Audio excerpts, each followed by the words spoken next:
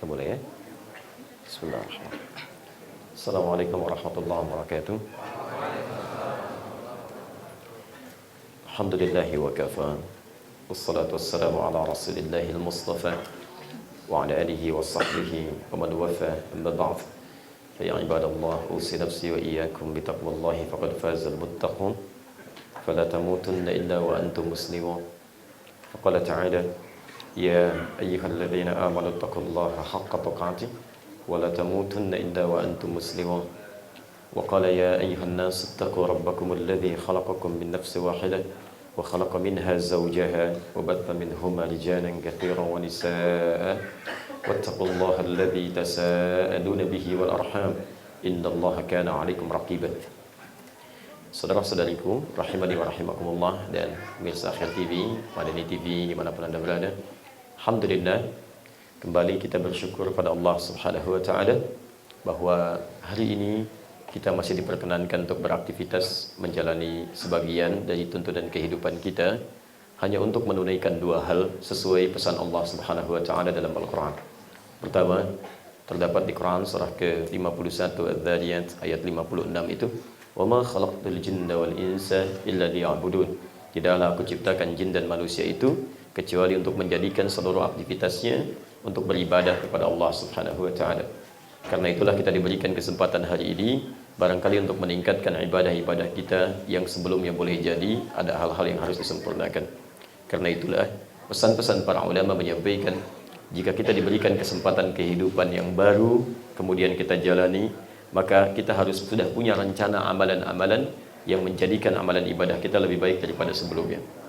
Karena itu, alhamdulillah, kesempatan hari ini masih di waktu subuh. Kami ingin mengingatkan bahwa mari kita maksimalkan rencana ibadah di hari ini sehingga bisa lebih baik daripada hari-hari sebelumnya. Anda yang kemarin belum sempat ibadahnya di masjid 5 waktu, maka hari ini rencanakan. Zuhur Anda akan ibadah di mana? Asar Anda akan sholat di mana? Maghrib Anda akan berjamaah di mana? Termasuk kalau kemarin belum sempat sholat sunnahnya dimaksimalkan, hari ini rencanakan. Rawatibnya alhamdulillah 2 rakaat sebelum subuh saya dapat, maka 4 sebelum zuhur harus saya dapat, 2 setelah zuhur harus saya dapat, 2 setelah maghrib mesti saya dapat, 2 setelah isya mesti saya dapat.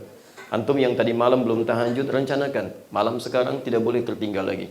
Kalau Allah sudah berikan malam selanjutnya belum juga antum dapatkan, antum butuh berapa malam lagi? Karena besok malam belum tentu hidup, gitu kan? Karena itulah bertakwalah kepada Allah Subhanahu wa taala, sepanjang ada kesempatannya maka maksimalkan, karena belum tentu kita bertemu dengan hari-hari yang selanjutnya. Kemudian yang kedua, tugas kita diberikan kesempatan kali ini untuk menjalani kehidupan adalah untuk memerankan fungsi sebagai khalifah. Seperti Allah firmankan di Quran surah kedua Al-Baqarah ayat ke-30 itu. Posisi paling kiri sebelah atas. Wa idh qala rabbuka lil malaikati inni ja'ilun fil ardi khalifah. Ketika Allah firmankan kepada malaikat bahwa Allah akan jadikan satu makhluk yang diberikan tugas sebagai khalifah, pemakmur bumi. Pemakmur, khalifah itu makna paling spesifiknya pemakmur bumi.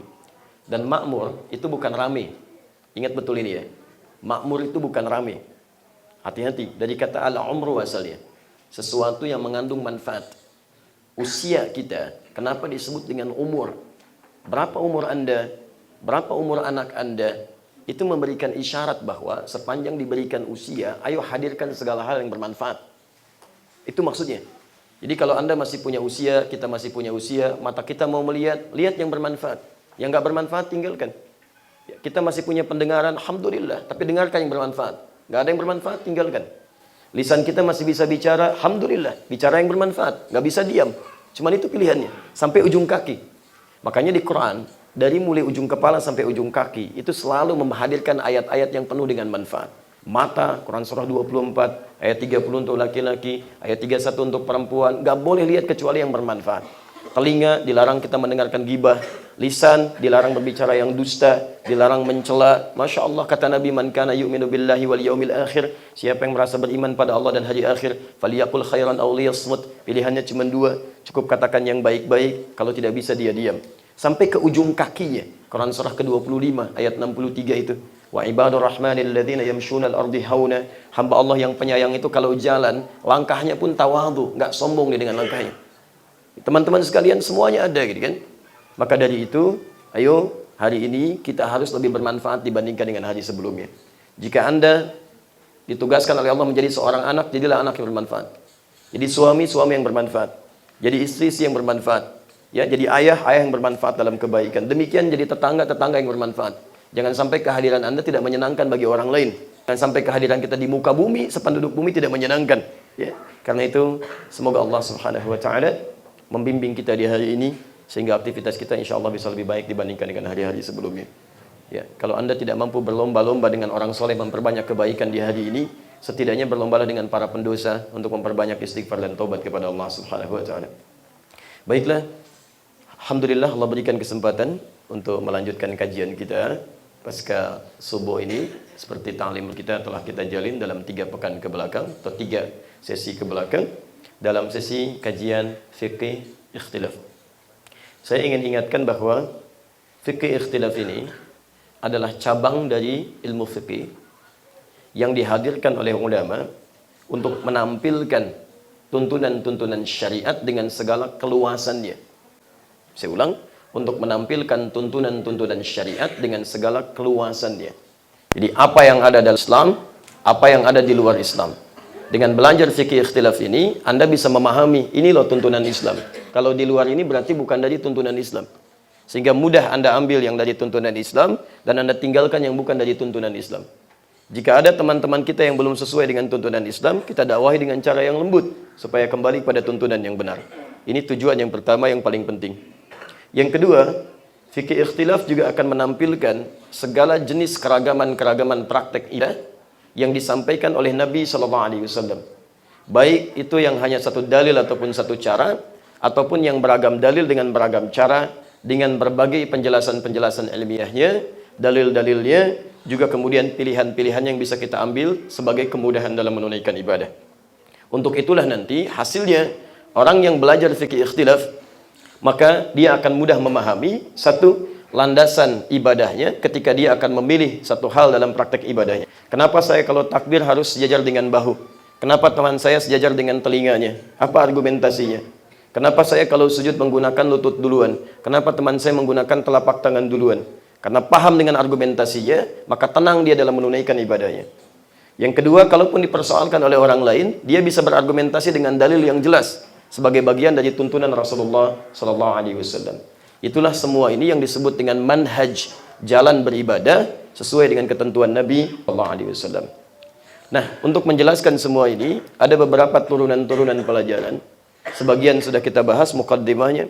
Kemudian kita bahas perjalanan fikih Islam sampai melahirkan manhaj dan madhab. Kemudian yang terakhir kemarin kita bahas tentang kaidah memahami Al-Quran. Karena tidak setiap orang yang hafal Quran bahkan itu bisa paham tentang isi Quran. Jadi antum hati-hati ya. Kalaupun teman-teman kita ada yang hafal Quran, jangan dulu tanya hukum. Kalau belum belajar tentang kaidah memahami Al-Quran. Ya, kalau mencari penghafal Quran di Timur Tengah kami banyak sekali. Dari anak kecil sampai orang dewasa. Tapi apa antum duga orang yang hafal Quran bisa semudah menyampaikan hukum ini begini, hukum itu begitu? Tidak. Mereka akan diam kalau belum memahami kaidahnya. Penghafal Quran banyak di Timur Tengah itu. Ya, Masya Allah. Dari anak usia 3 tahun, 4 tahun, sampai dengan 30 tahun, 40 tahun, 70 tahun. Tapi semua akan diam. Bahkan hafalan Quran mereka bukan cuma 1 riwayat. Ada yang 2 riwayat, 3 riwayat, 4 riwayat, 7 riwayat bahkan. Ada yang 10 riwayat. Tapi yang belum memahami maknanya, ilmunya, mereka akan diam karena khawatir keliru menyampaikan isi Al-Quran.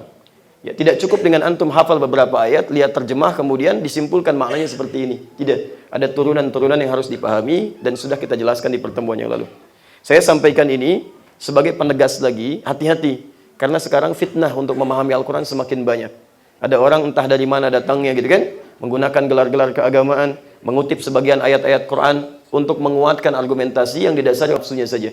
Semua agama sama, menuju pada Tuhan yang sama, cuman caranya beda-beda. Kemudian dia potong ayat Quran untuk menegaskan keinginannya saja. Itu sangat berbahaya. Ya, hati-hati ya, dengan orang-orang seperti ini. Antum harus cari ulama-ulama fiqh yang benar-benar memahami Al-Quran dengan baik. Nah, sekarang kita akan belajar tentang pertemuan keempat ini, kaidah memahami hadis. Ya, kaidah memahami hadis. Karena nanti memahami hadis, Masya Allah, itu pun memerlukan disiplin-disiplin ilmu yang tidak mudah menyimpulkan hadis begini bisa seperti itu maknanya. Ya, karena itu mudah-mudahan Allah berikan kemudahan dalam menerangkan apa yang akan kita bahas. dan antum mudah untuk memahami serta bisa kita amalkan dalam praktek kehidupan kita. Hari ini bagian yang kita pelajari adalah kaidah memahami hadis.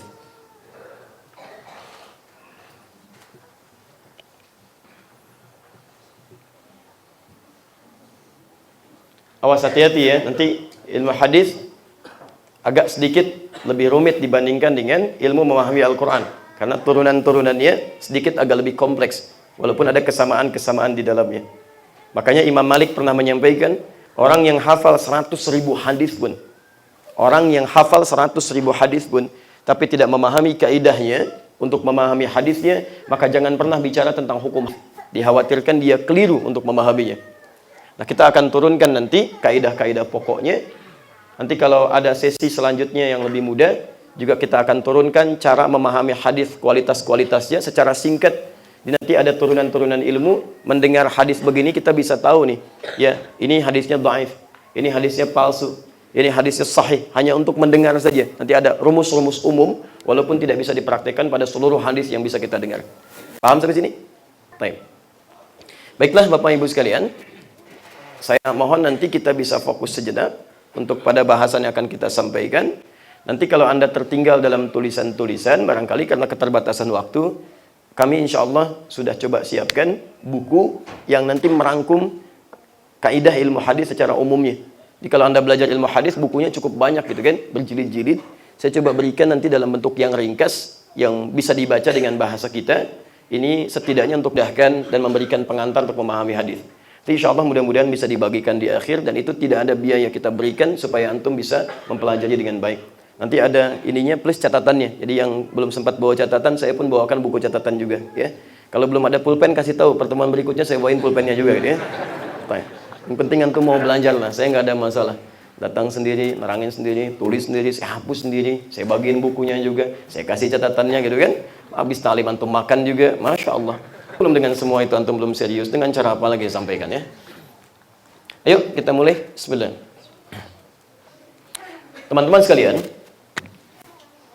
hadis kita tuliskan dengan tulisan seperti ini.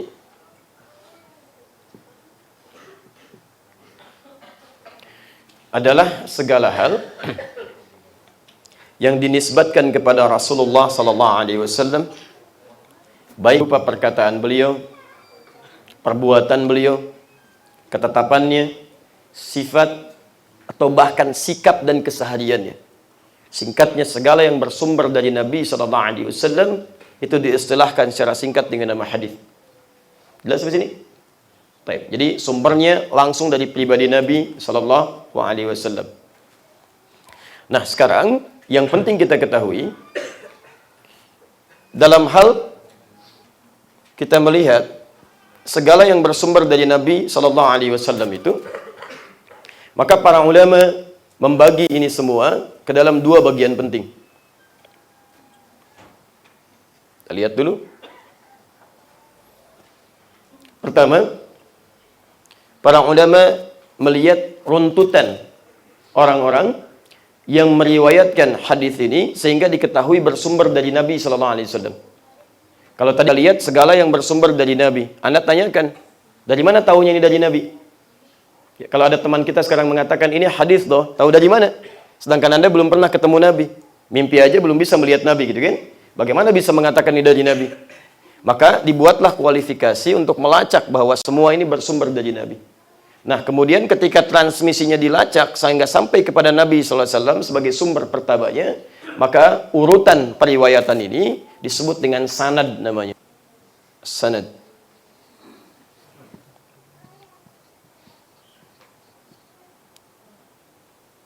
Sanad. Silsilah periwayat hadis dari mulai orang yang menyampaikan sampai diterima sampai kepada Nabi SAW. Taib. Ada Imam Al-Bukhari menyampaikan hadis. Beliau kan nggak pernah ketemu Nabi itu. Ya, apalagi kita yang hidupnya jauh dari Al-Bukhari gitu kan. Taib, hadis riwayat Al-Bukhari siapa diterima? Dari si fulan dari menerima dari si fulan, dari si fulan sampai ke Nabi sallallahu alaihi wasallam. Maka runtutan itu yang menyambungkan sumber hadis sampai ke Nabi disebut dengan sanad. Paham sampai sini? Baik. Kalau belum paham nanti saya akan berhenti ya, karena saya coba akan sepelan mungkin sampai kita memahami dengan baik. Saya tidak menginginkan kita menghafal. Bahasan ini mesti paham ya.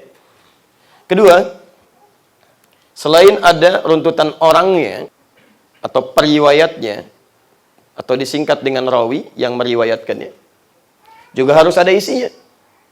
Gak mungkin Anda katakan, hadis riwayat dari Al-Bukhari, dari fulan, dari fulan, dari fulan, dari fulan, sampai ke Nabi SAW.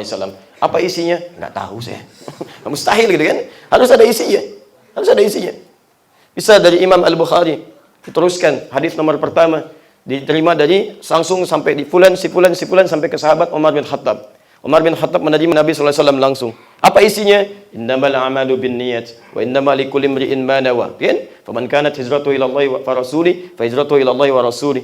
Wa man kanat hijratuhu lidunya yusibuha aw imra'atin yankihuha fa hijratuhu ila ma hajara ilaih. Nah, isi hadis yang disampaikan ini itu disebut dengan matan namanya.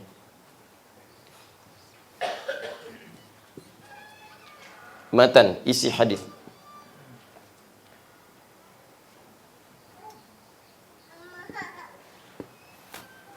Redaksinya, kontennya. Pelan-pelan. Nah, jadi kalau ada seseorang misalnya menyebutkan hadis, maka tidak bisa dia menyampaikan sesuatu disebut dengan hadis kecuali mesti ada dua hal ini. Di dalam ilmu hadis disebut dengan dua sayap hadis. Kalau satu sayapnya bermasalah, maka sulit untuk diterima sebagai hadis yang baik, yang utuh. Seperti burung punya dua sayap, satu bermasalah nggak bisa terbang dia. Paham sampai sini?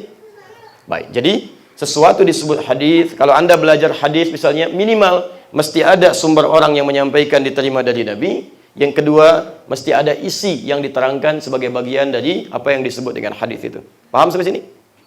Baik.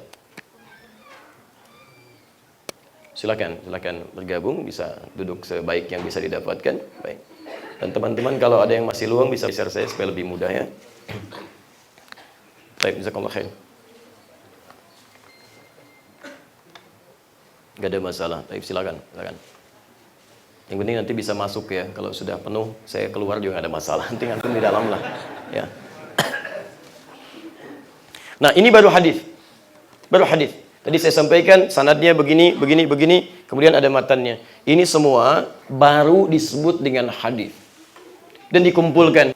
Ada yang wujudnya sumber-sumber utama, ada Al-Bukhari, ada Muslim, ada At-Tirmidzi, ada An-Nasa'i dan sebagainya. Ada yang ringkas-ringkas, Riyadhus Shalihin, ada Al-Arba'in. Ini baru kumpulan tentang hadis-hadis. Tapi persoalannya, bagaimana cara memahami hadis ini? Bagaimana cara menentukan kalau hadis yang diterima dari Nabi ini benar bersumber dari Nabi? Atau jangan-jangan ada orang yang sengaja menuliskan sesuatu padahal nggak pernah tersambung dari Nabi SAW. Atau ada orang meriwayatkan dari Nabi tapi pribadinya bermasalah. Apakah berpengaruh pada keadaan hadisnya? Lalu bagaimana kalau ini sudah dipahami benar dari Nabi? Bagaimana cara memahami isinya?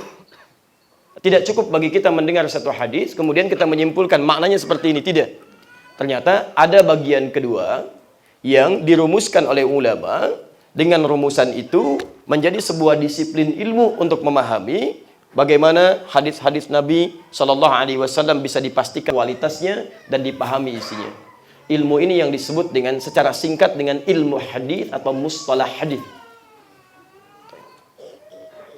Disebut dengan ilmu hadis atau kadang diistilahkan dengan mustalah hadis. Saya agak seringkas mungkin kita istilahkan. Jadi secara singkat, orang yang ingin mengetahui tentang isi hadis, memahami maknanya, maka mustahil dia bisa pahami isi hadis kecuali dia belajar dulu disiplin ilmunya atau mustalah hadis. Paham sampai sini? Pelan-pelan ya, pelan-pelan. Maksud saya ingin terangkan begini. Jadi kalau kita nanti belum paham tentang ilmu hadis atau mustalah hadis, jangan sekali-kali berkomentar tentang hadis. Karena resikonya bisa besar. Bahkan nanti Anda bisa termasuk dalam kategori yang disebutkan Nabi. Awas, hati-hati. Man kadzaba alayya muta'ammida falyatabawwa maq'adahu minan nar. Siapa yang sengaja berdusta atas namaku, maka bersiap-siaplah tempatnya untuk menempati neraka. Kalau bahasa bebasnya seakan-akan dia pesan kapling, sudah pesan kapling di neraka. Pesan satu ya, gitu kan? Itu harus hati-hati, itu bahaya. Nah, para ulama hadis menyampaikan kalimat kadzaba alayya muta'ammida itu ada dua. Yang pertama sengaja membuat berita palsu, mencatut nama Nabi di situ, disebarkan ini hadis padahal bukan gitu kan? Itu bahaya. Atau yang kedua, dia menyampaikan hadis, benar hadisnya, tapi karena paham dia menyampaikan isinya sehingga keliru isinya. Itu pun disebut berdusta atas nama Nabi sallallahu alaihi wasallam. Karena itu orang dulu sangat berhati-hati. Walaupun hafal 1000 hadis, 2000 hadis, 10.000 hadis, 100.000 hadis, bukan cuma matannya, dengan sanadnya sekalian. Dengan sanadnya sekalian. Itu tidak akan pernah berkomentar tentang hadis karena saking takutnya masuk dalam kategori hadis tadi. Paham sampai sini? Baik. Nah, sekarang kita akan berikan gambaran ilmu tentang ini secara singkat saja. Lalu nanti kita berikan bagaimana para ulama berusaha untuk memahaminya sehingga muncul tampilan-tampilan hadis seperti sekarang. Dan di akhir nanti kita sambungkan bagaimana kasusnya kalau dikaitkan dengan hadis-hadis Nabi yang kadang beragam sehingga dipahami persepsi berbeda dalam praktek amalannya. Nanti kita turunkan. Kenapa kok ada orang misalnya saat makan ada yang baca bismillah saja, ada yang baca bismillahirrahmanirrahim, ada yang baca Allahumma barik lana. Doa ini benar atau tidak? Saat Anda akan menyimpulkan doa ini atau benar atau tidak kan mesti dilacak dari mana sumbernya, dalilnya. Ditemukan di hadis. Tidak ada hadis kemudian dikatakan ini benar, harus dilihat dulu. Bagaimana kualitas hadisnya? Apakah sanadnya benar? Apakah isinya seperti yang kita bayangkan? Atau ada gambaran-gambaran lain yang harus diketahui? Saya agak sedikit cepat. Sebentar, paham sampai sini? Baik. Boleh saya hapus dulu? Alhamdulillah. Masih konsisten, tenang aja ya. Baik. Bismillah.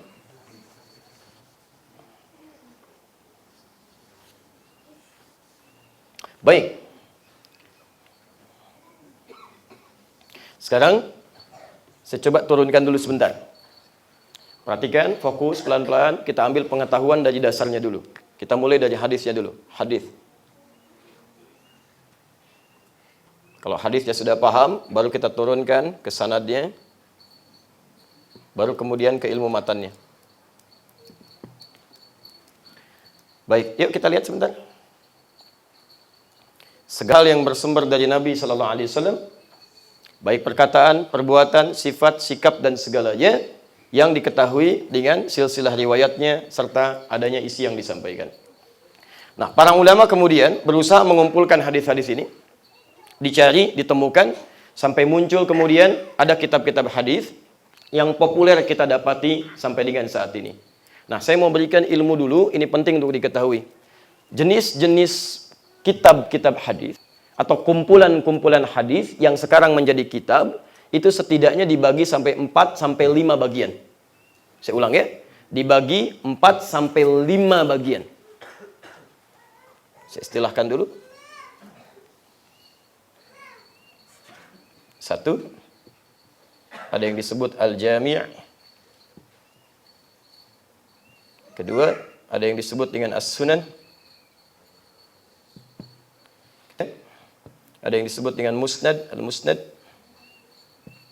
Yang keempat, ada yang disebut dengan Mu'jam, Al-Mu'jam. Dan sebagai tambahan, ada yang disebut dengan Al-Mukhtarat.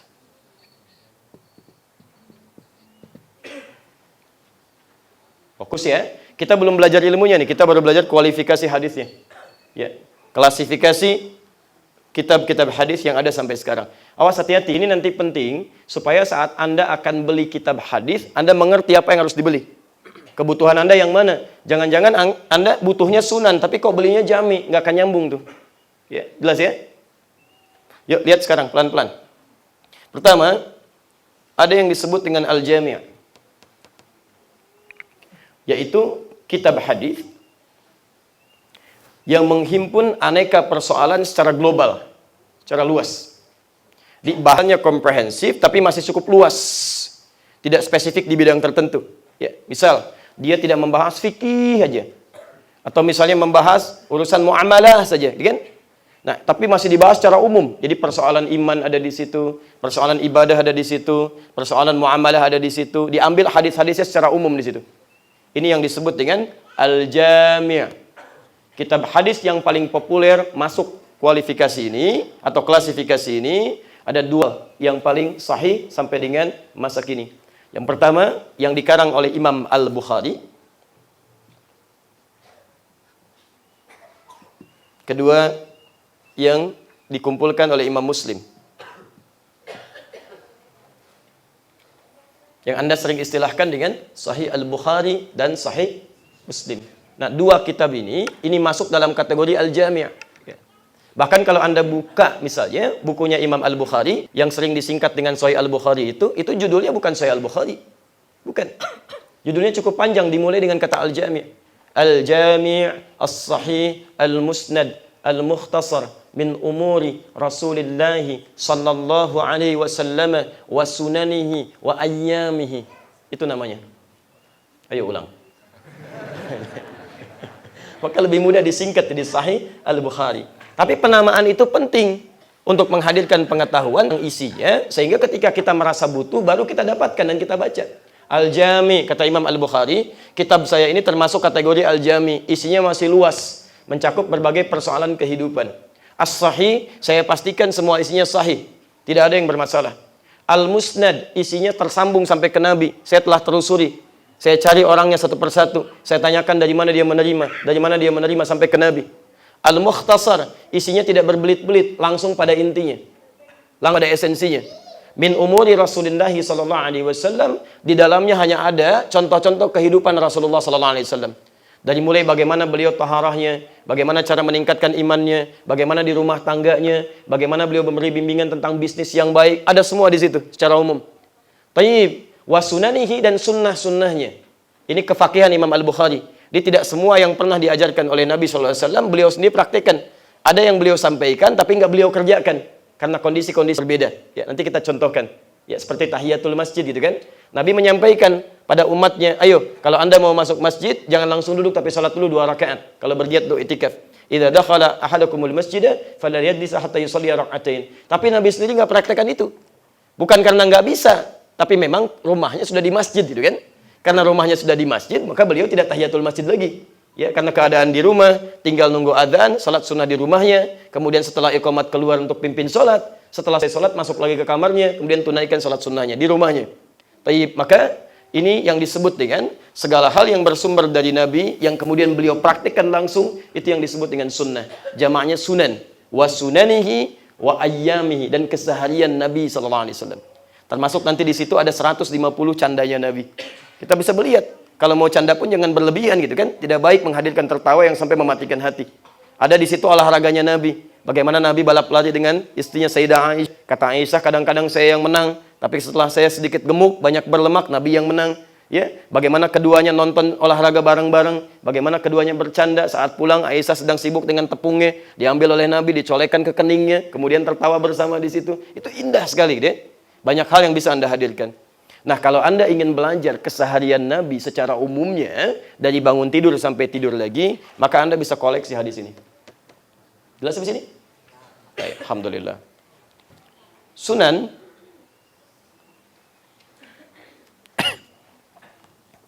adalah kitab hadis, kitab kumpulan hadis yang disusun berdasar urutan fikih. Yang disusun berdasar urutan fikih. Jadi babnya fikih. Misal, dimulai dengan babut taharah.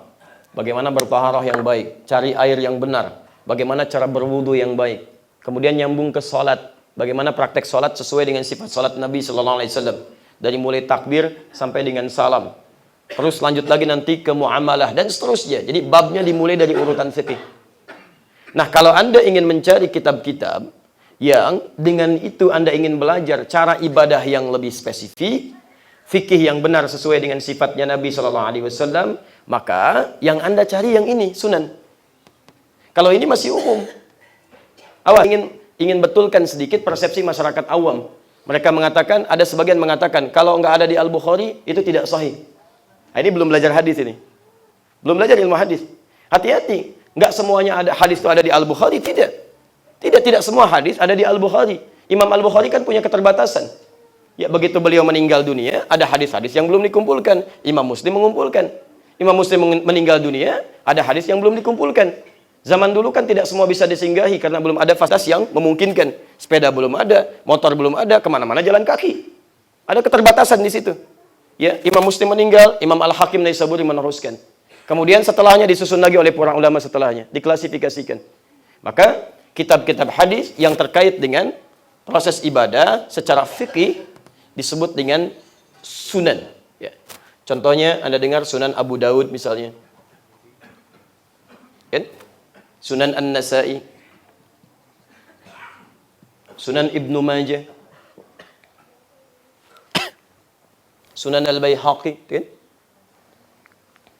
Awas, hati-hati ya. Karena Al-Bukhari itu masih umum.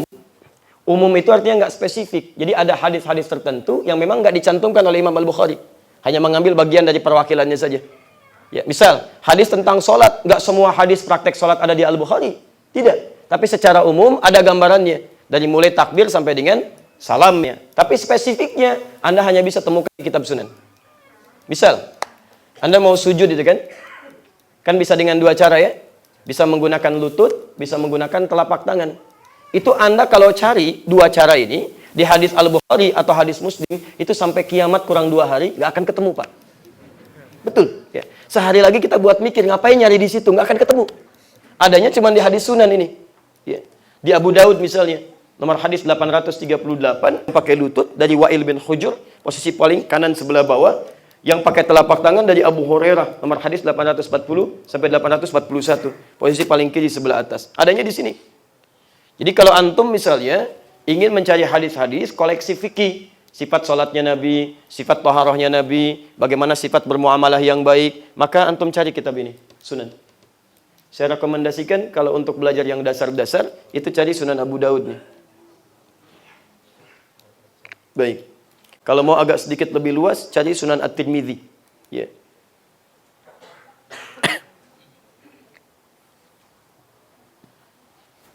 Sebentar, paham sampai sini? Baik, jelas? Alhamdulillah. Teruskan. Anda sering bertanya, ini Sayyidah Aisyah hidup bersama Nabi. Berapa sih hadis yang diriwayatkan oleh Sayyidah Aisyah? Taib. Kemudian Abu Bakar menemani Nabi. Berapa sih hadis yang diriwayatkan oleh Abu Bakar radhiyallahu taala anhu? Ya, ada anak kecil namanya Abdullah bin Abbas. Ya, masih hidup bersama Nabi. Katanya sering mengikuti Nabi. Dia punya hadis berapa? Saya ingin lihat, gitu kan?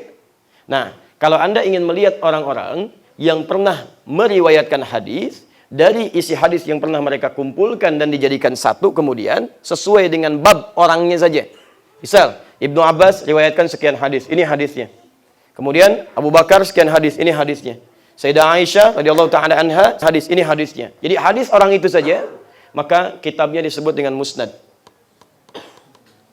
Jelas? Baik. Yang paling populer musnadnya Imam Ahmad bin Hanbal.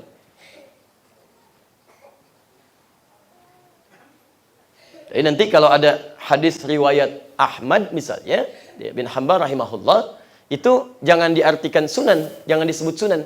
Riwayat Sunan Ahmad, itu belum belajar hadis. Imam Ahmad disebut sunan, disebutnya musnad. Musnad Ahmad. Ya. Dan cara menuliskannya juga lain. Cara menuliskannya lain. Kalau ini misalnya Sunan Abu Daud, nomor hadis misal kan, tuliskan misal 838. Kalau musnad tidak. Ya, dia cara menuliskannya kan seperti ini misal. 1 garis miring 259. Kalau Anda melihat seperti ini, biasanya dibaca apa ini? Biasanya jilid pertama ini halaman 259. Nah, dalam kitab musnad bukan begitu cara bacanya. Membacanya ini musnad pertama. Siapa musnad pertama itu? Dibuka di kitabnya. Oh, Abdullah bin Abbas. Abdullah bin Abbas punya 2000 hadis. Nomor hadis 259. Jelas ya? Nah, apa pentingnya kitab musnad ini? Ini saya berikan sedikit rahasianya. Teman-teman yang belajar kitab musnad, ini diantara faidahnya untuk mengeluarkan karakteristik orangnya supaya mudah diteladani. Misal, ibu sebagai seorang perempuan. Contoh teladan terbaiknya kan istri-istri Nabi. Kenapa Anda tidak keluarkan hadis-hadis langsung dari istri-istri Nabi SAW? Bagaimana Aisyah berinteraksi dengan Nabi? Bagaimana misalnya Saudah binti Zam'ah berinteraksi dengan Nabi? Bagaimana kemudian sahabat-sahabiah yang lainnya istri-istri Nabi berinteraksi dengan Nabi SAW? Keluarkan hadisnya, Anda pelajari, dan Anda insya Allah jadi perempuan terbaik di zamannya. Tinggal keluarkan aja. Ya. Sudah berapa tahun Anda jadi istri? Jadi ibu. Kenapa nggak dikeluarkan tuntunan hadis-hadis bimbingan menjadi istri baik? Bimbingan jadi ibu yang baik. Dan nggak ada contoh terbaik kecuali istri Nabi SAW. Keluarkan hadisnya dari kitab musnad, pelajari itu semua, praktekkan dalam kehidupan.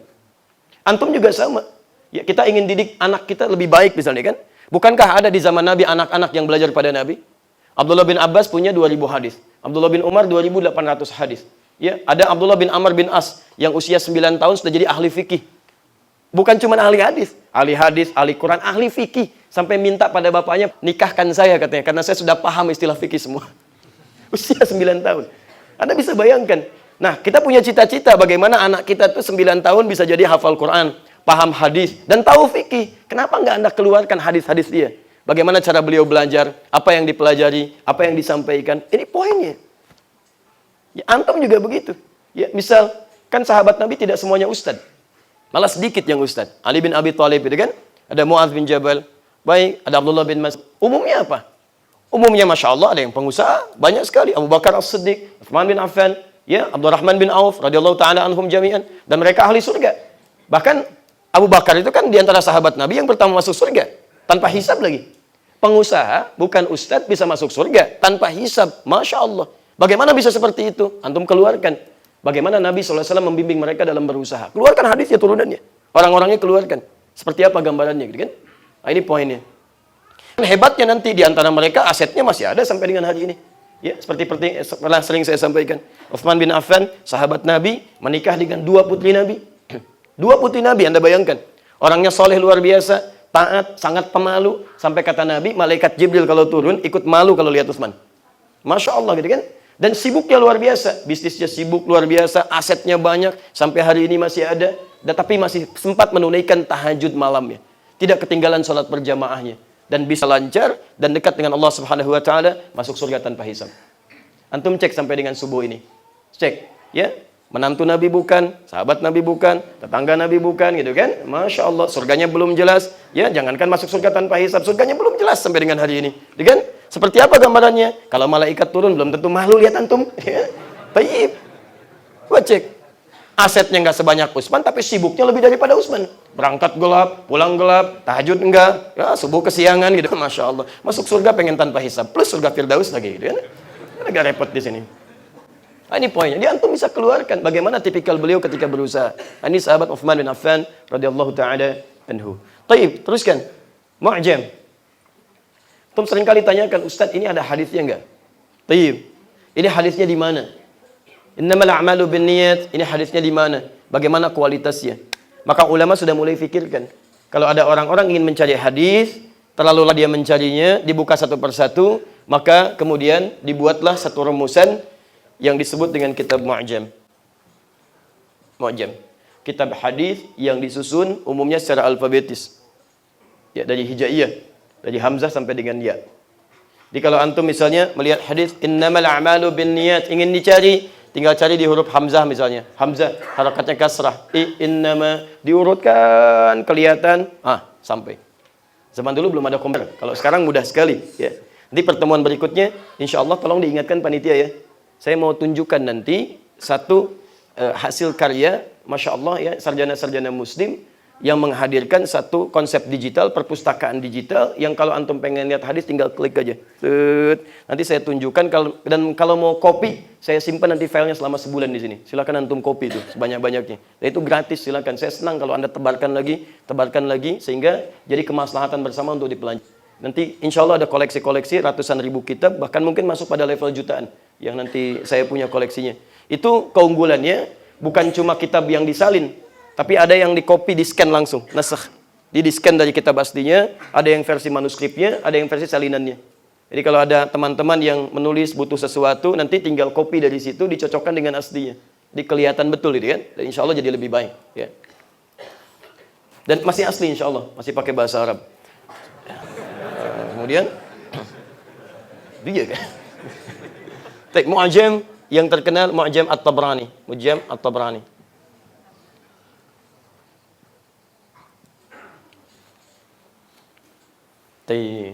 Nah, ini 4 tipikal utama. Jadi kalaupun teman-teman di masjid pengen mengoleksi hadis, lihat dulu, antum bisa pisahkan kebutuhan jamaahnya seperti apa yang mau dipelajari. Misal ada ta'lim nih, kajian fikih, baik itu fikih laki ataupun untuk perempuan misalnya, ya antum ambil referensinya, kitab sunan bagikan, bahas dari situ. Oh, kita pengen belajar yang umum dulu, ambil misalnya Al-Jami', cari Sahih Al-Bukhari, cari Sahih Muslim, ya. Paham sampai sini? Baik, ini yang saya sampaikan sebagai pembuka nanti, sehingga ketika nanti kita bahas masalah hadis kita paham. Kalau saya sebutkan di sini, nggak ada di sini, belum tentu tidak sahih. bisa ditemukan di yang lainnya. Jelas ya? Nah, tolong persepsi kita mesti dibuka sehingga sesuai dengan aspek keilmuannya. Ya, sahabat Nabi menyampaikan, sahabat menerima, disampaikan, ulama merumuskan, dituliskan. Mereka tidak ada perbedaan pendapat di sini. Nabi nggak beda, sahabat nggak beda, tabiin nggak beda, ulama nggak beda. Tiba-tiba Anda beda sendiri misalnya. Nah, mohon maaf, yang salah bukan sahabat, bukan tabiin, bukan ulama. Kita yang barangkali mesti melihat dengan lebih luas. Paham sampai sini? Baik. Yang terakhir. Sebelum sampai ke yang kelima, saya ingin terangkan sebentar. Yang 4 ini, dengan segala klasifikasi, ini yang disebut kitab hadis namanya. Saya ulang, ini yang disebut kitab hadis. Kutubul hadis. Atau diistilahkan dengan masadirul hadis, kitab-kitab primer hadis. Ya, masadir al-hadis. Kitab hadis. Jadi kalau antum ingin belajar hadis dari sumbernya, carinya ke sini. Keempat klasifikasi tadi. Jelas ya? Awas, hati-hati nanti orang-orang ahli hadis itu ketat sekali memberikan istilah. Sampai kalau ada orang menyebutkan, misal, ini ada hadisnya, di mana? Di Al-Arba'in, itu diketawain tuh sama ahli hadis tuh. Ya, karena sumber hadis itu bukan dari situ, sumber hadisnya dari sini. Ya, Anda harus menyebutkan apakah di Al-Bukhari, apakah di Muslim, apakah kemudian di An-Nasai dan sebagainya. Nanti ada yang dari 4 ini, ada yang pernah dikumpulkan jadi 6 sumber utama, disebut dengan kutubus sittah. Ada yang 9 sumber utama disebut dengan kutubut tis'ah. Nanti lebih jauhnya, insya Allah pertemuan berikut tolong diingatkan. Saya bawakan filenya, kalau sempat saya bawakan kitabnya. Jadi saya kasih contoh sekalian. Ini yang Al-Bukhari ya, covernya begini, isinya begini, manuskripnya contohnya seperti ini. Kalau dipegang begini warnanya, ada berapa jenis edisi, sampai editorialnya, sampai syarahnya, begini jenisnya. Jadi saya tidak menginginkan Anda, riwayat Al-Bukhari, bukunya aja belum pernah lihat. Kitabnya belum pernah lihat gitu kan. Jadi jangan sampai kita menyampaikan sesuatu yang kita tidak pahami jelas. Ya, paham sampai sini? Baik, alhamdulillah. Baik. Nah, sekarang kadang-kadang kan dalam pembahasan tertentu, bahkan kalau kita misalnya ingin merujuk ini sebagai referensi bab tertentu, nggak mungkin kan semua dibawa. Apa antum kira misalnya Sahih Al-Bukhari, maaf, bisa ringan seperti ini? Tidak ya. Tebalnya juga cukup tebal, lebarnya juga cukup lebar, dan barangkali belum tentu bisa praktis dibawa kemanapun. Saya ingin setelah Sahih Al-Bukhari, Masya Allah, mau dikantongin susah. Aja bikin jubah yang kantongnya segini gitu kan. Masukin, bawa, misalkan, kan bikin repot sendiri gitu ya. Tapi nggak mungkin, mustahil bisa dibawa kemana-mana, dan tidak semua di kitab itu ingin dipelajari seluruhnya. Barangkali para pebisnis, pengusaha ingin belajar tentang cara usaha berasal dari Nabi gitu kan. Barangkali teman-teman yang pengajar ingin belajar sifat pengajaran Nabi SAW. Itu harus dikeluarkan. Dipilih secara tematik. Nah, pilihan secara tematik sesuai dengan kebutuhan-kebutuhan itu yang disebut dengan mukhtarat. Sehingga ada istilah mukhtaratul ahadits atau hadis-hadis pilihan. Hadis pilihan.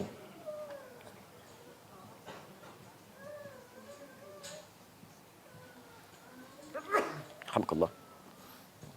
Misal, Imam An-Nawawi merumuskan hadis misalnya kan. Hadis-hadis dikumpulkan oleh beliau, dituliskan. Lalu oleh beliau diklasifikasikan. Oh, ini hadis-hadis khusus untuk para pemula yang ingin belajar tentang kaidah-kaidah bagaimana mendekatkan diri kepada Allah Subhanahu wa taala dan tuntunan Rasulnya. Tapi nggak banyak-banyak dulu, karena pemula sifatnya kalau belajar banyak cepat bosan. Ya, diberikan sedikit dulu, kisaran 40 hadis lah. Ya, beliau tuliskan 42 hadis. Ya, kisaran 40 dalam bahasa Arab disebut dengan Al-Arba'in. Maka muncullah istilah hadis Al-Arba'in, 42 hadis. Nah, itu bukan kitab hadis, tapi dikenal dengan Mukhtaratul Hadis, kitab hadis pilihan. Pilihan. Jadi dari sekian sumber yang ada di sini, diambil sebagian, dirumuskan jadi 42 hadis, disebut dengan Al-Arba'in. Jadi kalau antum belajar Al-Arba'in, itu antum belum belajar dari sumber utama. Antum baru belajar kitab-kitab hadis pilihan untuk bisa menguatkan dan membangun kedekatan kita dengan Allah dan Rasul dia. Paham sampai sini? Nanti kalau secara personal sudah bagus, ini secara pribadi sudah lebih baik nih, sudah mulai ada perubahan. Nggak mungkin baik sendiri. Kadang-kadang ada orang baik ketemu lingkungan yang tidak baik, jadi berubah lagi. Ketemu tetangga yang tidak baik, jadi berubah lagi. Akhirnya oleh Imam An-Nawawi dirumuskan lagi 1896 hadis. Bagaimana bisa menemukan lingkungan yang baik? Dibuat ciri-cirinya dari Nabi. Lingkungan bagus tuh gini, yang memberikan ketenangan dan mendekatkan kita dengan Allah Subhanahu wa taala. Sesuatu yang menghadirkan ketenangan, membuat kita dekat dengan Allah, itu diistilahkan dengan nama raudhah namanya. Makanya antum kalau berada di raudhah, walaupun sempit, saling berdesakan, tapi kan enak aja kan? Enak aja zikir, berdoa, Masya Allah. Ya cepat. Sebentar. Ya gitu kan? Masya Allah, kadang-kadang gak dijawab, dibiarin aja. Saking tenangnya, enaknya. Dan berbagi itu luar biasa. Begitu selesai, antum mundur, yang lain masuk lagi, dan enak suasananya. Lain. Karpet hijau dengan merah, lain suasananya. Begitu masuk ke hijau, suasana hati sudah lain. Enak, itulah raudhah. Ya, taman yang menghadirkan ketenangan, kenyamanan, kedekatan dengan Allah Subhanahu wa taala. Puncaknya juga. Nah, jamaknya disebut dengan riyadun. Riyadun. Ya, jadi bagaimana jamak itu kan banyak artinya. Bagaimana rumah antum bisa seperti raudhah, yang kalau masuk ke situ suasana hati tenang, dekat dengan Allah Subhanahu wa taala, lihat ruang musholla pengen sholat gitu kan, lihat mushaf pengen dibaca, dengar sesuatu ada keindahan di situ. Bagaimana menjadikan rumah sebagai raudhah? Antum turunkan. Bagaimana menjadikan kantor sebagai raudhah? Bagaimana menjadikan komplek tinggal kita sebagai raudhah? Dijamakkan semua, berubah menjadi riyadun. Tempatnya kayak raudhah, tapi orang-orangnya menyebalkan misalnya kan? Kan gak nyaman juga. Maka harus menemukan orang-orang yang baik juga untuk menghadirkan tempat yang lebih tenang lagi. Orang-orang yang baik, yang mendekatkan kita dengan Allah, namanya salih.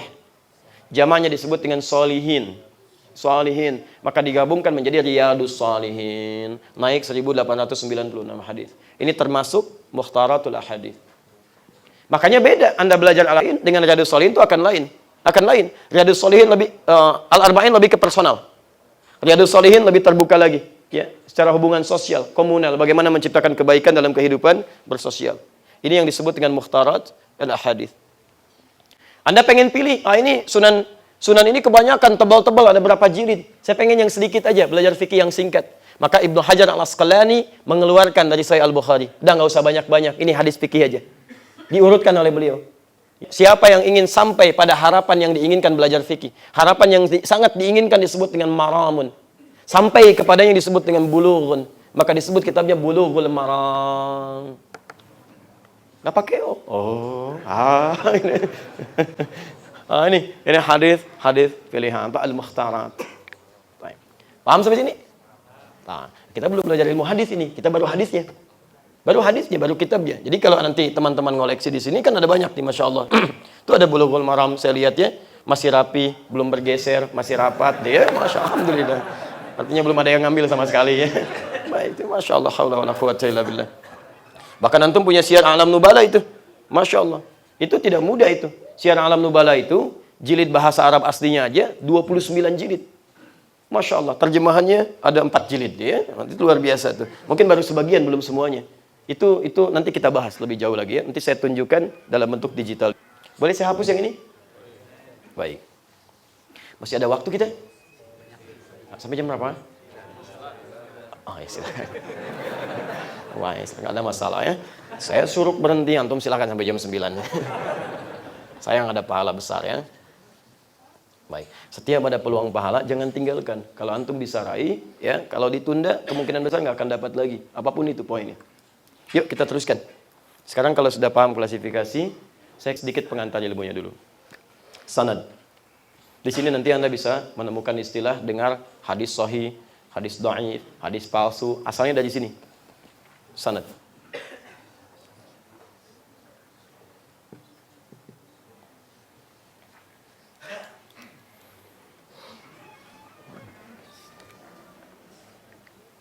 Awas hati-hati ya, nanti jangan sembarangan menyebut hadis ini sahih, hadis ini dhaif, padahal nggak pernah belajar ilmu sanad. Baik.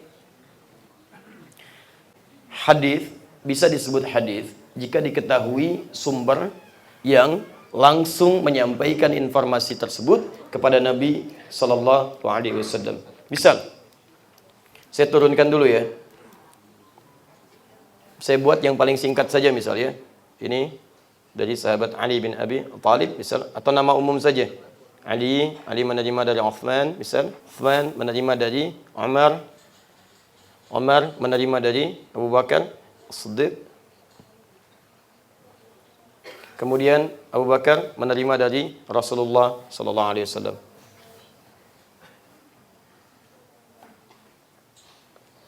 Jadi kan Rasulullah menyampaikan kalimat diterima oleh Abu Bakar. Abu Bakar menyampaikan ke Umar, Umar menyampaikan ke Uthman, Uthman menyampaikan ke Ali, Ali menyampaikan lagi ke orang banyak misalnya, ada tersebar si fulan sampai ke kita. Maka runtutan ini sampai ke Rasul disebut dengan sanad. Paham sampai sini? Nah, sekarang saya teruskan. Fokus ini ya, fokus. Misal, ada yang menerima dari Ali, misal saja. Namanya misal Urwah. Diterima dari Urwah oleh Hatim. Dari Hatim oleh Syuaib misalnya. Dari Syuaib misalnya oleh Khalid. Dari Khalid misal saja kan. Kita sekarang bisa lihat misal Al-Bukhari. Nah, sekarang perhatikan. Saya berikan teori ringkas sekali. Ini kalau dipelajari di universitas, ya baik itu di Madinah misalnya, sampai dengan ke Mesir, ini pelajaran semacam ini bisa sampai semester 3 atau semester 5. Saya berikan yang paling singkat saja. Lihat sekarang, lihat. Kalau semua urutan ini, sanad ini, tersambung terus dari awal sampai dengan ke Rasulullah SAW, baik, tidak terputus sama sekali, maka ini syarat pertama hadis itu disebut dengan sahih. Tersambung disebut dengan muttasil. Jangan dihafalkan istilahnya ya, yang penting dipahami. Tersambung semuanya. Maka ini syarat pertama, hadis itu disebut dengan sahih. Syaratnya semua mesti dilihat, kemudian diinvestigasi, bahkan orang-orangnya dilihat lagi sampai tersambung kepada Nabi SAW, terus sampai ke Nabi. Paham sampai sini? Awas, kalau kita tinggal nerima aja, ulama-ulama ini nggak mudah. Cari orang yang harus menghafal sampai ke Nabi. Saking ketatnya, ya. Satu ini. Nah sekarang perhatikan sini. Kalau saya tutup misalnya, satu nggak ada nih.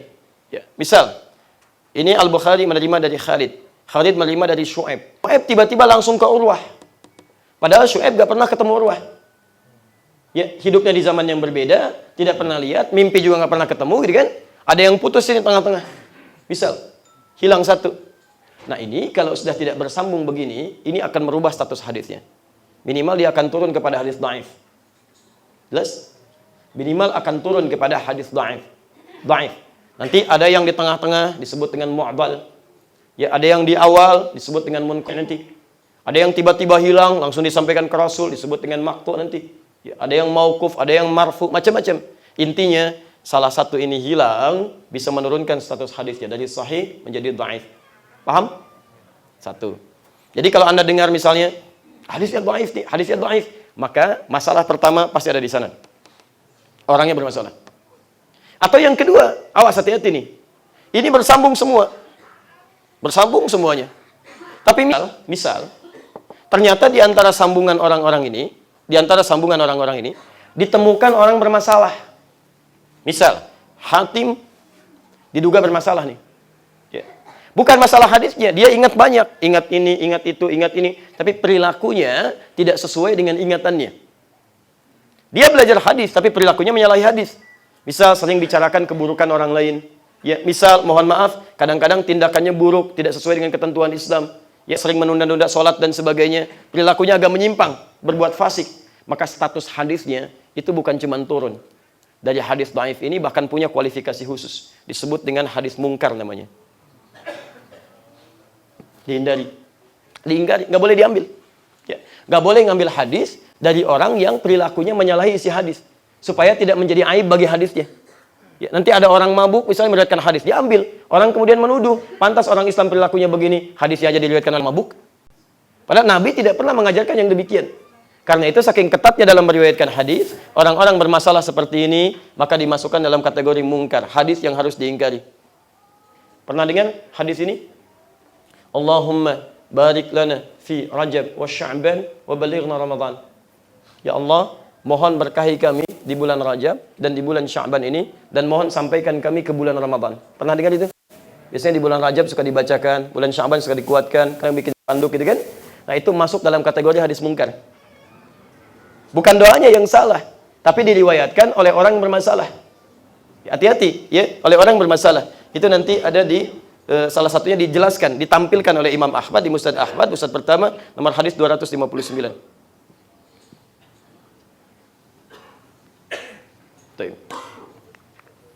Nanti kita akan belajar, kita akan turunkan. Ya, siapa yang bermasalahnya nanti kita akan turunkan. Ya, ini ada si fulan, ada si fulan, ada si fulan, dan seterusnya. Baik. Hadisnya belum tentu salah. Kalimatnya bagus. Sebagai doa nggak ada masalah. Tapi ketika disebutkan bagian dari Nabi SAW sebagai hadis, ini yang jadi aib. Ya, harus dikeluarkan ini karena diriwayatkan oleh si fulan yang sedang bermasalah. Contoh, antum pernah dengar hadis ini? Awal Ramadan rahmah, wa awsatuhu maghfirah, wa akhiruhu itqu minan nar. Awal Ramadan itu adalah rahmat, pertengahannya adalah maghfirah, dan akhirnya adalah pembebas neraka. Pernah dengar? Itu hadis yang sangat panjang sekali, bahkan disandarkan pada sahabat Salman Al-Farisi. Antum tahu apa statusnya? Setelah dilacak, bukan kalimatnya nggak indah, tapi isinya diterima dari orang yang bermasalah. Masalahnya lebih parah daripada yang ini. Kalau yang ini, misal, kalau yang ini disebut dengan mungkar, karena orang yang bermasalah dari segi perilaku. Kalau yang kedua ini, orang yang sering tertuduh, teridentifikasi, seringkali mengarang-arang sesuatu, suka berdusta. Walaupun dustanya tidak secara langsung. Misal ngarang kisah, ngarang ini, ngarang itu, tiba-tiba menyampaikan hadis yang nggak bisa dibedakan apakah ini karangan atau memang bagian ingatan dia dari hadis. Maka yang seperti ini masuk pada kategori dhaif, termasuk parah, disebut namanya matruk. Matruk, bahkan orang ahli hadis menyebutnya semi palsu. Semi palsu, matruk. Matruk itu ditinggalkan. Lihat ya, ini diingkari, ini ditinggalkan. Kalau diingkari masih bisa dibaca dulu. Ah, bukan hadis. Kalau ditinggalkan, lihat aja nggak mau. Ah, nggak usah gitu kan? Nah, itu jadi kalau Anda menemukan hadis-hadis seperti itu, riwayatnya nanti matruk, ini termasuk hadis-hadis yang tidak boleh digunakan dalam hujjah. Ya, dalam dalil. Jadi kalau nanti misalnya ada orang mengatakan, maaf ya, awal puasa adalah rahmat, pertengahannya maghfirah, akhirnya pembebas dari neraka. Misalnya ini hadis Nabi SAW. Ketahuilah bahwa itu hadisnya riwayatnya matruk, statusnya nggak pernah dipakai oleh para ulama. Ditinggalkan. Kalau ada hadis yang sahih, kenapa gunakan hadis yang matruk? Nah, kalau sekarang Anda pertanyaan, Ustadz kalau itu hadis yang matruk, kenapa sering diungkapkan? Misalnya oleh para da'i gitu kan?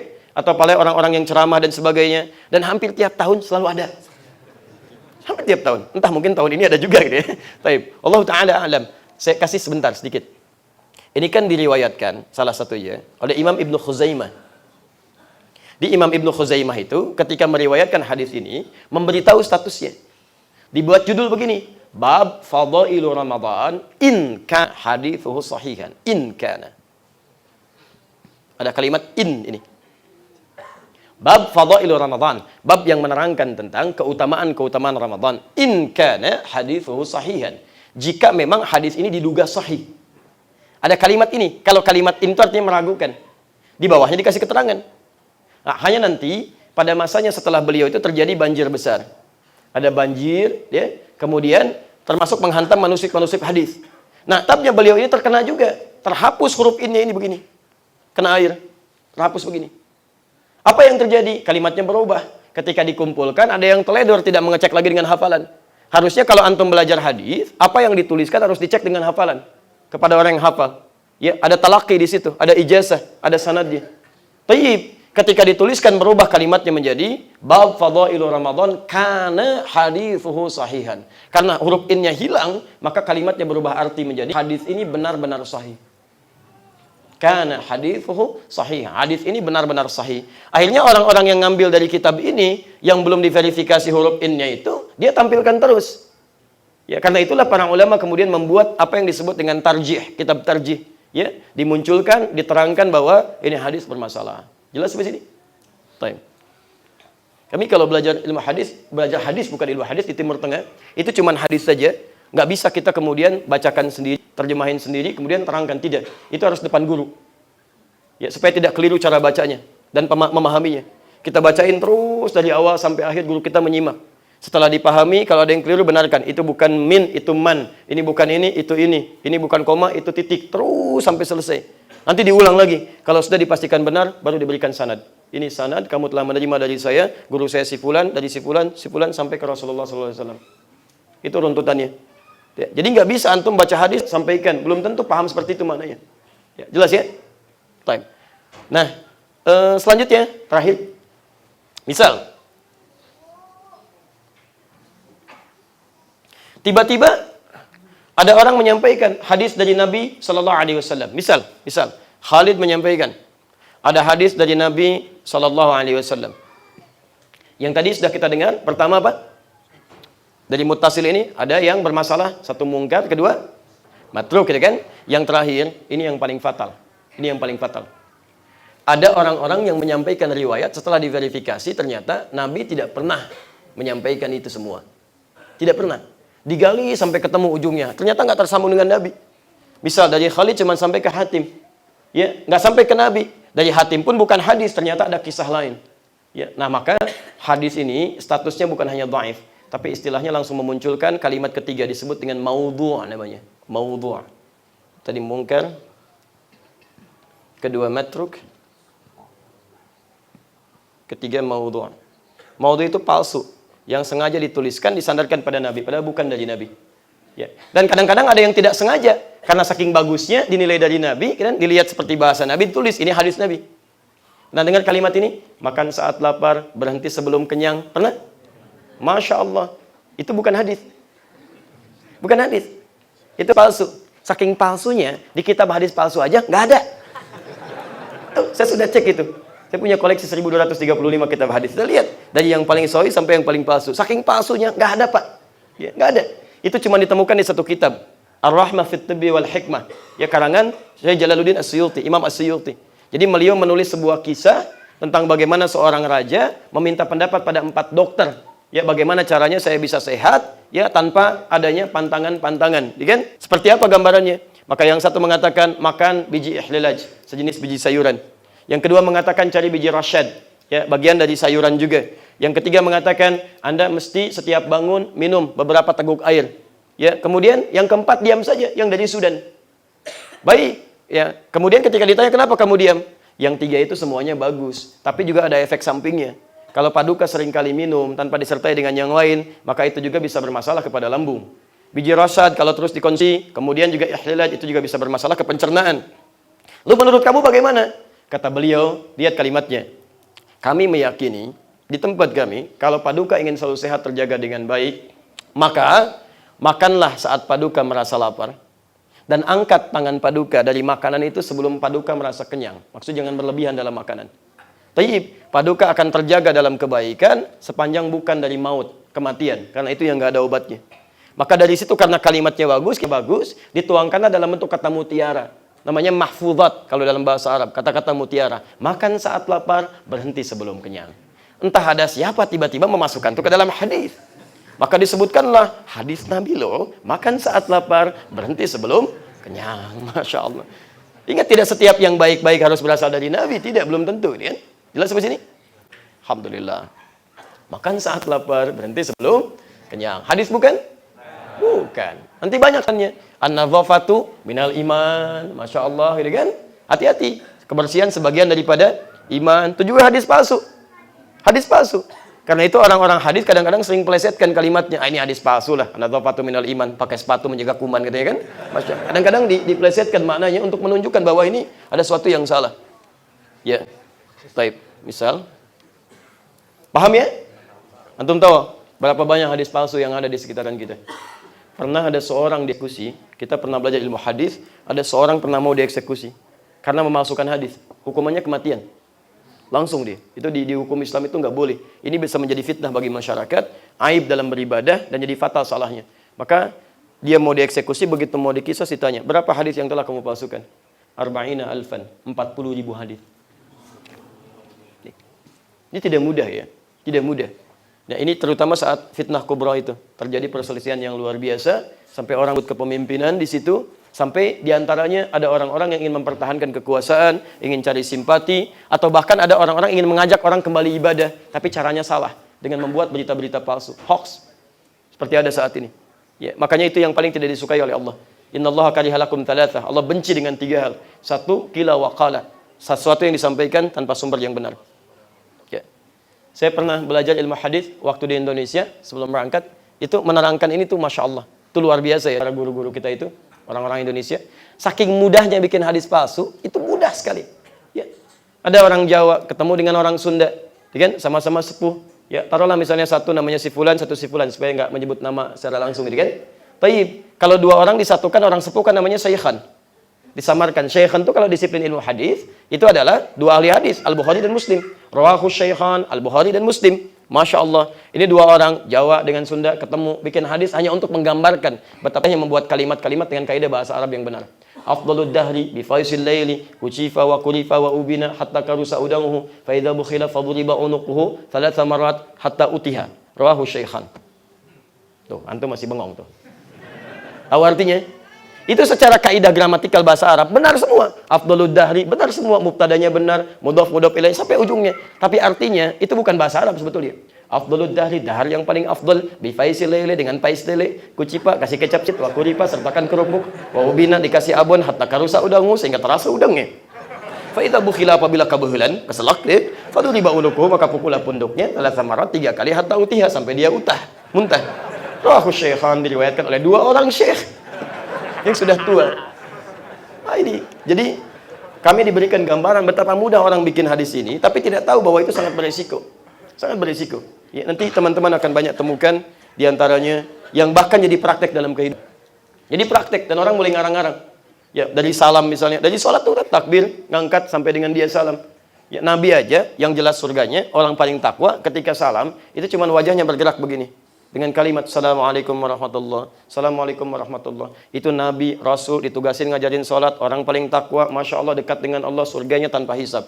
Tiba-tiba datang seseorang, Nabi bukan, ya Masya Allah sahabat bukan, tabiin bukan, surga belum jelas, tidak ditugaskan untuk menerangkan sifat sholat. Tiba-tiba ketika salam, Assalamualaikum warahmatullah, Assalamualaikum warahmatullah, misal gitu kan. Baik, kita tidak bermaksud menyalahkan konteks ini, tapi ada sesuatu yang keliru di situ. Kalaupun digali nggak akan ketemu keterangannya, tidak akan bersumber dari hadis. Itu yang disebut dengan maudhu'. Nah, maka rumus ini secara singkat dikenal dengan 3M namanya. Kalau ada 3M ini, maka tertolak. Tertolak. Nabi tidak menyampaikan, sahabat menolak, tabi'in menolak, ulama menolak. Masya Allah. Kan? Antum Nabi bukan, sahabat bukan, tabi'in bukan, ulama bukan. Menerima, aneh antum. Agak aneh di sini. Baik, jelas ya? Maka ini yang disebut dengan 3M, mungkar, matruk, maudhu'.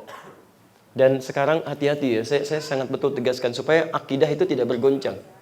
Kalau maudhu' dalam urusan-urusan istilah muamalah, mungkin masih bisa lah sedikit-sedikit kita kemudian tepikan itu. Tapi kalau sudah dalam urusan akidah ini yang paling bahaya. Sekarang orang maudhu' bukan cuma membahas hadis, sekarang memahami Al-Quran ditafsirkan dengan maudhu', ngarang-ngarang sendiri. Itu paling bahaya gitu. Tiba-tiba ada orang masuk ke tempat ibadah orang lain, menyampaikan semua agama itu sama. Ya Masya Allah, tidak ada perbedaan menuju pada Tuhan yang sama, cuman caranya aja beda-beda. Bahkan Allah bisa dipanggil dengan banyak nama. Masya Allah. Dan dipanggil dengan nama Tuhan-Tuhan yang lain. Padahal kalau dia baca Quran dengan benar, dengan baik, dulu zaman jahiliyah Tuhannya sudah ada nama. Ada Ta, ada Uzza, ada Manat, ada macam-macam.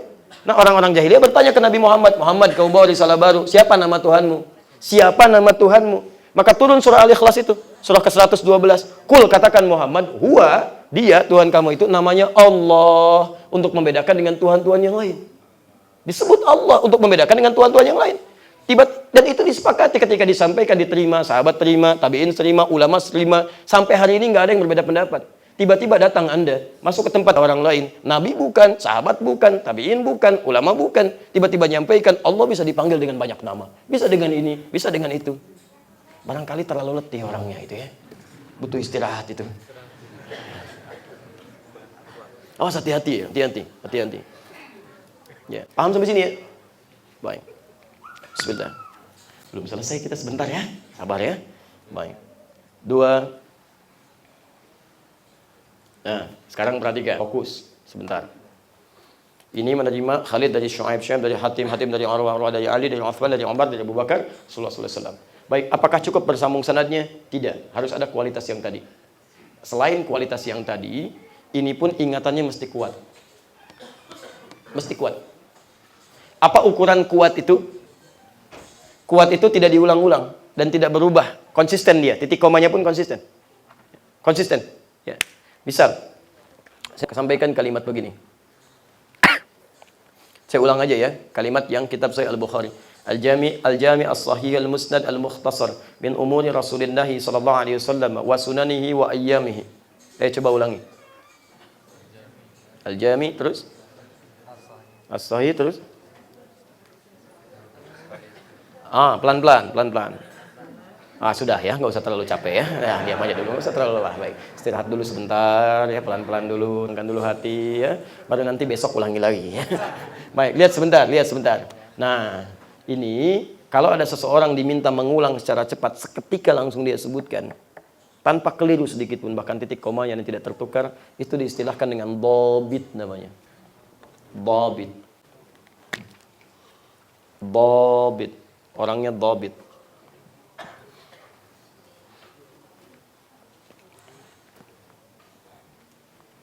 Dhabit. Hafalannya harus kuat.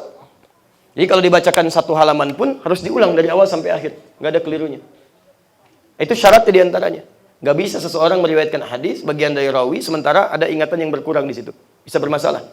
Itu kalau beda sedikit saja, bisa lupa titik koma aja, lupa titik dan koma, status hadisnya akan turun dari hadis sahih menjadi hadis hasan namanya. Hasan, antum pernah dengar istilah hasan, kan?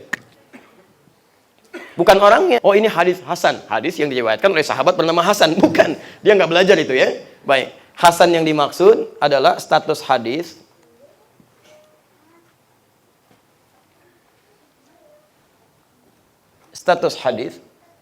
yang terpenuhi semua unsur sahih kecuali ini aspek ingatan yang berkurang. Tapi berkurangnya nggak parah, paling beda titik jadi koma gitu kan. Taib. Atau kalimat misalnya fa jadi waw dan sebagainya. Taib. Itu turun status hadis dia dari sahih menjadi hasan. Imam Al-Bukhari itu saking dhabitnya, saya mau lukiskan ya. Itu Masya Allah. Satu kali diundang oleh ulama di Irak. Ada undangan. Undangannya jamuan biasa. Datang Al-Bukhari masih muda. Begitu datang ke ruangan, ternyata Masya Allah sudah disiapkan ruangan melingkar seperti ruang sidang. Ya, kayak letter U begitulah. Seperti ini. Diberikan satu kursi di sini. Ternyata beliau mau diuji, Pak. Datanglah ke sini, duduk di sini. Masya Allah. Di sini sudah duduk 10 ulama. Ahli hadis semua. Ahli hadis. Karena terdengar kabar ada seorang pemuda jenius menyampaikan hadis, ingatannya kuat. Nah ini dicek oleh para ulama. Benar nggak? Khawatir jadi fitnah nanti dalam kehidupan. Ya kan? Nah inilah kaidah-kaidah adab-adab dulu. Ulama-ulama kita itu sering mudzakarah. Mudzakarah itu bertemu, tukar pendapat, kemudian diskusi hukum dan sebagainya. Lalu ketika disampaikan ke umat, umat nggak bingung. Dan nggak ada perpecahan di umat gitu kan? Karena semua menyampaikan, oh ini kalau ikut yang saya dalilnya ini. Begitu disampaikan ke masyarakat, ini loh, ini seperti ini. Kalau Anda mengamalkan begini, dalilnya seperti ini. Ikuti Syekh si fulan. Ini begini, ikuti Syekh si fulan. Jadi dari atasnya juga baik, ke bawahnya juga nyaman. Ini yang saya pikir, saya rindukan ini nih. Saya 5 tahun di Indonesia, saya belum menemukan proses mudzakarah begini. Saya coba undang teman-teman, ayo kenapa sih? Ini kok ada perbedaan di masyarakat? Perbedaannya bukan perbedaan biasa. Yang para sahabat tabi'in pun nggak pernah begitu gitu. Ini kok bisa begitu? Sahabat bukan, tabi'in bukan. Kadang-kadang hafal Quran juga enggak. Tahu hadis juga enggak. Kok udah ribut? Ada masalah apa ini? Kita lihat, kan? Oh berarti mengerucut ke atas di sumbernya nih. Barangkali nggak pernah ketemu. Ya mungkin ada baiknya teman-teman kalau misalnya menemukan perbedaan-perbedaan di bawah, coba ustadznya undang. Diskusi di situ gitu kan. Pelan-pelan. Apa yang keliru nih? Jangan-jangan sama-sama sunnah. Ini sunnah, itu sunnah. Ya, teman barangkali belum ketemu di manhaj, bukan manhaj di madhabnya. Karena barangkali belum kelihatan, oh ini mungkin ini. Boleh Anda ingin menyampaikan sikap hukum pribadi, nggak ada masalah. Tapi jangan sampai menutup hukum yang bisa berlaku bagi orang lain. Beda antara sikap hukum dengan hukum. Hukum untuk sujud ada 2, bisa menggunakan telapak tangan, bisa dengan lutut. Sikap hukum Anda pilih. Karena nggak mungkin misalnya Anda mempraktekkan kedua-duanya. Tapi sikap Anda tidak bisa memaksakan pada orang lain yang mungkin beda dengan Anda. Karena tidak setiap orang bisa mengenakan pakaian yang sama. Karena Nabi pun memberi kemudahan. Nah ini yang kadang-kadang jadi persoalan. Ada orang ingin mempertahankan pendapatnya si fulan dengan misalnya menolak yang lainnya. Itu yang jadi masalah. Ya kenapa tidak bertemu satu lain, kemudian berdiskusi di situ, sampaikan dengan baik dan cair kehidupan. Anda kan tidak akan pernah ditanya tentang ibadah orang lain. Tapi ibadah pribadinya. Ya, jadi kalau Anda misalnya belajar, kemudian ibadah masih mikirin orang, sementara sendirinya belum bagus, ada yang salah dalam prakteknya itu. Ya, saya merindukan ini yang seperti ini nih. Itu indah sekali kalau bisa ketemu, kita diskusi. Kan Anda menghafal Quran, kita menghafal Quran juga. Anda belajar hadis, kita belajar hadis. Qurannya kan nggak beda. Qurannya sama, hadisnya sama. Kenapa kemudian jadi pada beda di bawah? Dan pada rame. Ya, ada sesuatu pasti yang harus diluruskan di sini. Ya, harus jangan buang-buang energi lah dengan memikirkan sesuatu yang nggak harus dipikirkan. Anak antum butuh dipikirkan, pada belum mandi sebagian itu kan, dan sebagian mikirin ribut-mikirin orang. Halo, jelas? Alhamdulillah ya. Ini belum kita jelaskan yang ini ya. Tiba-tiba kemudian diuji, dikasih 10 pertanyaan. 10 pertanyaan ini dari setiap orang. Ini 110, 110, 110. Kali 10 berapa? 100.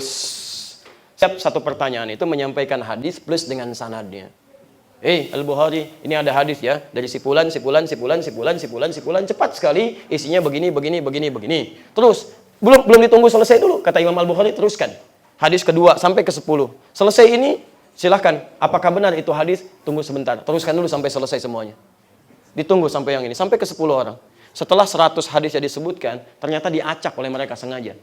Sana dia diacak. Misal, Syu'aib didahulukan, diakhirkan ke sini. Urwah didahulukan. Utsman dikedepankan. Dan sebagainya.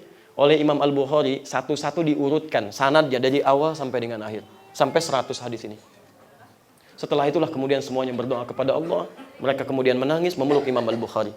Ya, untuk mendoakan supaya beliau ini menjadi satu referensi yang baik bagi umat. Itu kecerdasan Imam Al-Bukhari. Dhabit. Dan itu doa ibundanya. Di antara doa ibundanya. Nanti kalau sudah bahas pada isinya, saya akan tunjukkan pada Anda. Ini Anda punya Fathul Bari itu, masih itu. Lihat di jilid yang pertama nanti. Kalau di kitab aslinya, halaman 631 sampai 634, posisi paling kiri sebelah bawah, paragraf ketiga baris 1 sampai 9. Itu ditemukan kisahnya. Bagaimana dari yang matanya buta, tiba-tiba dengan doa ibunya, dengan izin Allah, kemudian bisa sembuh kembali. Ya, padahal dokter mengatakan mustahil bisa sembuh. Kemudian yang tadinya ada kesulitan, tiba-tiba kemudian terbuka, kecerdasannya luar biasa, ditinggal ayahnya, ibunya masih kuat, itu ada kisahnya. Sampai jadi ulama dan bintang di dalamnya. Itu ibunya, single parent, keadaan tetas gitu kan, dididik anaknya, bermohon kepada Allah jadi seperti sekarang. Itu ada kisahnya. Itu Anda punya kesempatan, bahkan ada terjemahnya lagi, ada terjemahnya. Dan masih rapi tuh, rapat tuh kan. Ya, alhamdulillah. Dan insya Allah itu yang mungkin debunya sedikit lah gitu kan. Nah. Ini Imam Al-Bukhari. Dhamit. Jadi syarat hadis disebut sahih, tersambung sanadnya, diriwayatkan oleh orang yang kuat, mattasala isnadu binaqlil aldi dhabiti. Ketiga tadi kan tidak boleh ada celak kan? Adil, ini 2 dhabit. Ketiga adil, sudah saya terangkan. Min ghairi illatin, tidak punya masalah secara pribadi. Min ghairi syuzurin wala illatin qadhihah. Ya, atau pemikiran-pemikiran yang menyimpang. Pemikiran menyimpang. Jadi kalaupun ada orang pintar menyampaikan hadis tapi pemikirannya kelihatan menyimpang, Anda nggak boleh ambil pendapatnya. Ya, hadis aja ditolak, apalagi pendapatnya. Awas ya, hati-hati ya, hati-hati. Kalau ada orang pintar, kelihatan pintar seperti sekarang, gelarnya banyak gitu kan, bahkan sebagian melekatkan gelar keagamaan pada dirinya, masyarakat nggak ngasih, dia sendiri yang bikin misalnya kan, ini jadi bermasalah. Dia menyampaikan pendapat, tapi isinya bertentangan dengan hadis, bahkan bertentangan dengan Quran, itu nggak usah capek Pak, jangan buang energi. Terlalu mahal energi kita untuk mendengarkan yang seperti itu. Mendingan antum buka mushaf, tuh kan? Baca ayat, lumayan kan? Satu ayat berapa pahalanya? Satu hurufnya berapa? 10, Masya Allah. Pembaca alif lam mim aja udah dapat pahala, 30. Dengerin yang seperti itu, bisa parah gitu kan? Terbawa pada hal yang tidak baik. Lumayan kan? Alif lam mim, 30. Cukup dulu simpan, ya kan? Dan biasanya nggak ada orang baca sampai situ. Ya minimal terus dia, terus. Saya belum pernah dengar. Ya, qaf. Udah dulu gitu kan. Lumayan 10 ya kan. Nggak ada orang begitu. Bismillahirrahmanirrahim udah 19 ya kan. Masya Allah. Masya Allah. La haula wala quwwata illa billah. Nah, kita ini baru ambil sedikit dari pengantar ilmu tentang masalah menemukan hadis sahih, hadis dhaif, ya kan? Hadis maudhu. Ini baru kecil dari berbagai persoalan yang ada. Nanti insya Allah di pertemuan berikutnya baru kita akan masuk kepada inti utama dalam memahami hadis, termasuk nanti contoh kasusnya. Saya bawakan contoh kasus. Ini saya sudah siapkan filenya sebetulnya. Kalau teman-teman ingin mendapatkan, hubungi panitia. Nanti setiap kajian bawa flash disk aja. Nanti titipkan ke panitia, bisa dikopikan. Saya turunkan langsung dengan persoalannya, akar masalahnya, perbedaannya di dalilnya ini, solusinya seperti ini. Nanti pertemuan berikutnya kita bahas ilmu matan, memahami hadis, langsung ke fikih ikhtilafnya. Misal, saya tanya begini. Antum makan, nanti habis ini insya Allah ada sarapan kan ya? Baik, ada sarapan, insya Allah gitu kan? Taib. Sekarang perhatikan. Bukan, kalau mau makan baca apa? Bismillah, taib, alhamdulillah. Yang bismillah angkat tangan. Taib. Turunkan dulu. Baik, ada yang bacaan lain? Yang bismillahirrahmanirrahim?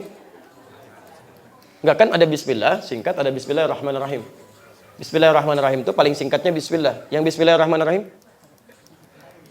Baik. Awas, baik ya. Baik, yang ketiga ada yang lain? Allahumma barik lana fima razaqtana wa qina adzabannar. Yang baca itu angkat tangan. Baik, alhamdulillah, nggak ada masalah, nggak akan diberikan ngasih kotak gitu kan. Kita ngangkat tangan apa susahnya, nggak ada masalah. Apa yang antum takutkan? Ya, yang baca bismillah, yang baca bismillahirrahmanirrahim, yang baca mabalik lana, belum tentu juga lihat hadisnya. Apa masalahnya gitu kan? Saya mau tanya pada antum, yang baca bismillah saja pernah lihat hadisnya? Dari kitab hadisnya langsung ya, bukan dengar dari gurunya. Dari kitab hadisnya langsung, pernah lihat gak? Ya, pernah ngecek gak? Tuh, baik ya, nanti kita akan lihat ya, apakah betul membaca bismillah saja, atau betul bismillahirrahmanirrahim, atau betul Allahumma barik lana.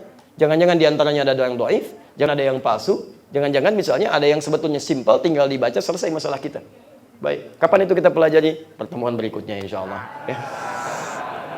Ya, karena waktunya kita terbatas, nanti saya bawakan kitabnya langsung, lihatkan dan sebagainya, supaya waktu kita lebih insya Allah bermanfaat. Kita punya suruk nanti, kita tunaikan dulu 2 rakaat. Setelah itu nanti kita bisa tampilkan dengan banyak hal insya Allah. Baik, izinkan saya memberikan nasihat dulu dan beberapa pengumuman. Yang pertama, teman-teman sekalian, kita belajar ikhtilaf ini untuk menggali keluasan syariat, supaya bisa paham tentang agama, menunaikan dengan tenang, dan bisa berargumentasi dengan baik saat ditanya oleh orang lain. Jelas sampai sini?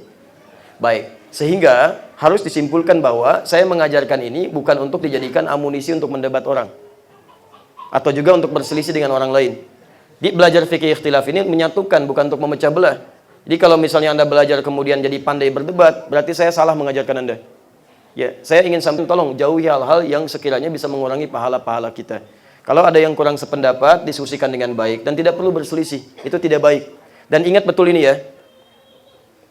Pekerjaan setan yang menggoda orang pertama kali belajar, tolong ingat betul ini. Yang menggoda orang pertama kali belajar itu menumbuhkan perselisihan. Jadi kalau antum belajar kemudian jadi pandai berselisih, artinya antum sedang terjebak dalam tipu daya setan. Sedang terjebak itu. Hati-hati. Tugas setan itu untuk menghadirkan perselisihan. Misal, ada di Quran surah ke-5 Al-Maidah ayat 91. Ya innama yuridu syaitanu ayyuqi'a bainakumul adawata wal baghdha. Awas, hati-hati. Setan itu menginginkan Anda selalu untuk terpecah belah, saling bermusuhan, bahkan saling marah-marahan. Jadi kalau antum sama-sama belajar, ada yang dengan saya, ada yang dengan ustadz lain, tapi tiba-tiba jadi saling marah-marahan, saling bermusuhan, itu antum sedang terkena oleh tipu daya setan. Hati-hati gitu kan. Cari akar masalahnya di mana, tumbuhkan di mana. Kalau belum paham hukum, jangan sama-sama menyimpulkan. Kadang-kadang masalah yang muncul bukan karena gurunya salah, muridnya yang bermasalah. Ya, guru ketemu sesama guru nggak ada masalah di sini, tiba-tiba muridnya jadi pada rame.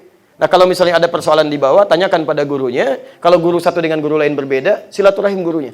Termasuk saya sangat senang terbuka. Kalau nanti misalnya Anda temukan, ada ustadz lain menyampaikan begini, tolong sampaikan pada saya, supaya saya bisa datangi silaturahim. Ustadz, antum pernah sampaikan begini, saya mungkin kurang belajar. Ya, saya ingin temukan di mana saya bisa belajar itu.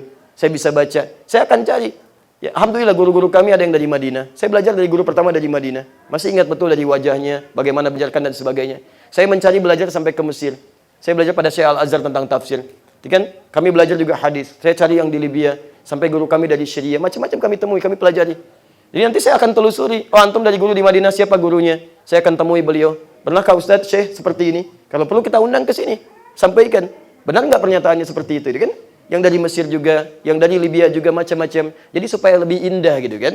Dan nyaman kita dalam menunaikan berbagai hal. Jadi ini nasihat kami yang pertama gitu kan. Baik. Ini yang kedua, teman-teman sekalian, mohon izin barangkali untuk bulan depan kita akan sedikit teman-teman mungkin kedatangan tamu.